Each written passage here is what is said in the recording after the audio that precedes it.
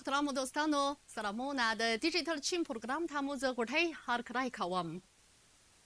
د چین د دولتي شورا مطبوعاتي دفتر څو ورځې مخکې د چین د اقتصاد او ټولنې د پرمختګ په باب د 14 کلن پلان د پلي کېدو په بهیر کې د ترلاسه شویو لاسته راوړنو د پیژندلو لپاره مسلسله خبري ناستې جوړې کړې دي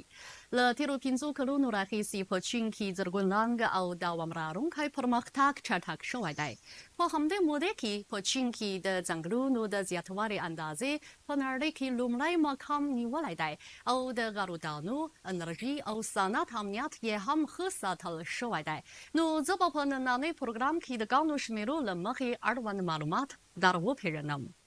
د یاد پلان د پلي کېدو په بهیر کې چین د بېلابېلو سیمو پرمختګونه همغږي کړي دي په 2024 کال کې د بیجینګ تینجین او هبې د سیمې د یانګزي سیند د ډیلټا او د ګوانګډونګ هانګکانګ او ماکاو د سیمې په شمول د دریو سیمو اقتصادي اندازې د چین په ملي اقتصادي اندازې کې له 40 سلنې نه زیاته برخه نیولې ده د ګراز په همدې کال کې د چین په شمال ختیځې سیمې کې د غلودانو تولیدي اندازې او د اومو نفتو تولیدي اندازې په جلا جلا توګه په ملي اندازو کې 15.3 سلنه او 21 سلنه برخه نیولې ده چې د غلودانو انرژي او صنعت په برخو کې د ملي امنیت د ساتلو لپاره ښه زمینه برابره کړې ده د زرغون پرمختګ په برخه کې له تېرو 5 کلونو راهیسې په چین کې د ځنګلونو د زیاتوالي اندازې په نړۍ کې لومړی مقام نیولی دی او په سلو کې 25 د خاوره یې په ځنګلونو پوښل شوې ده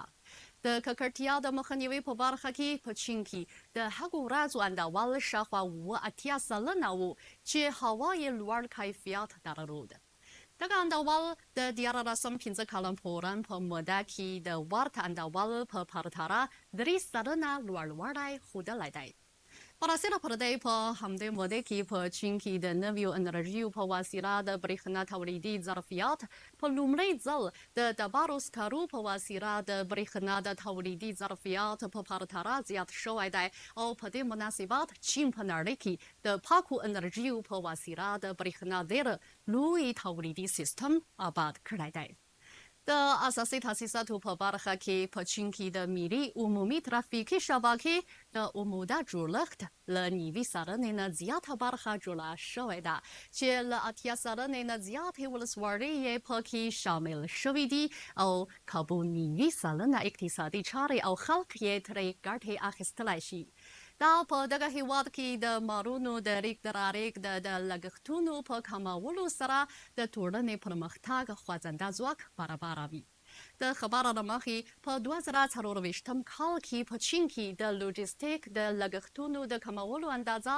له 400 میلیارډ یوانو څخه اوښتې ده او په 2025 کال کې به یې اندازه 300 میلیارډ یوانو ته ورسیږي درنو دوستانو نننۍ پروګرام په همدې ځای پای ته ورسید د خدای په امان